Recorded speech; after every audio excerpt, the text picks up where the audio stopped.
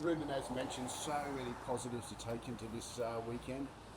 Yeah, big time. Like obviously the position on the ladder is disappointing, and we haven't taken points yet. But there's some strong indicators in our performances that it's around the corner, and we have to stay very process driven at this point in time and keep improving. But we're at that point where we want to win as well, and we're hungry. So the team's been training really hard in this break. It's another good opportunity for us to get better, and we need to. So we're hungry for points this weekend for sure. Is it experience or is there a missing ingredient as to why all those statistics didn't convert? Yeah, look, there's probably a few reasons. I mean, sometimes there's you can have a culmination of a few different things. Obviously, like I've spoken about, in pre-season we didn't get too many opportunities to kind of get to the level intensity-wise against A-League teams, which is just the way it is, and it's something that we've had to deal with. And I think attitude and mentality-wise, the players have been in all three games and really competitive. Probably just lacking some quality and some moments under pressure to go and deliver and turn positive phases of play into goals. And when you don't take those chances and you don't create enough of those clear-cut chances, then confidence can start to drop, and then you become vulnerable at the other end. So we're confident though that if we keep improving, which we've certainly done in the three games, that the process is going to serve us well, and it's going to turn into better performances and better results and better outcomes. So, we stay very much big belief in-house, and we just keep pushing and improving and working hard. I spoke to the two Bens and Harry, former Adelaide players. Is it good to know that they're saying we're training really well, maintaining that momentum is important, but that they're believing in the system, they're buying in? Yeah, look, attitude, mentality, and belief in-house is big, and I've said it before. They're an amazing group. There's a clear identity in the way we want to play. There's a clear playing style which we're improving and working towards.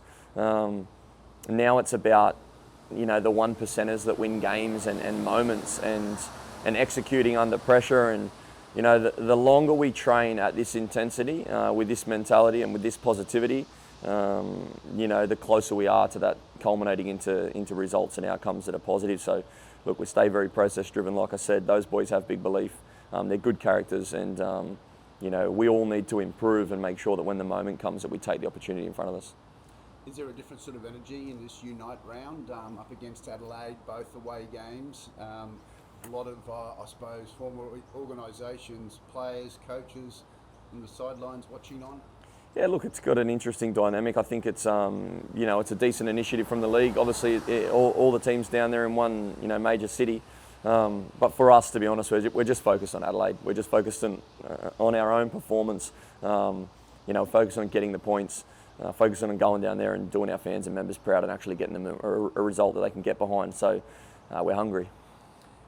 Any changes for this weekend?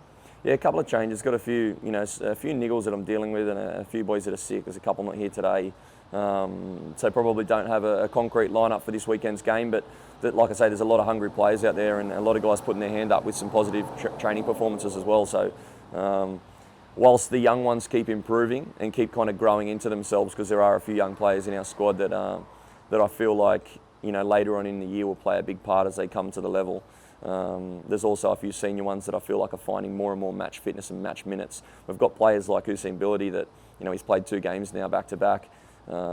Before that, he probably hadn't played for 6 or 7 months, and has had a lot of injuries and a surgery here or there. And so it's been a checkered passage. But as he builds and as he grows, his form gets better, his belief gets better. He's trained really strong this week. Corey Brown's now got a couple of games. He didn't get many games in pre-season, obviously, because he was suspended, and we didn't have that many opportunities. So as these senior ones, grow fitness-wise and strength-wise and intensity-wise, get more and more match minutes, we also have these young ones that are putting their hand up and showing what they can bring to the table. And there's a real technical and tactical process of how we want to develop those players and turn them into assets for this club. That takes time, but I feel like in the next few weeks there's going to be some changes in the squad, and some of these guys are going to make their debuts.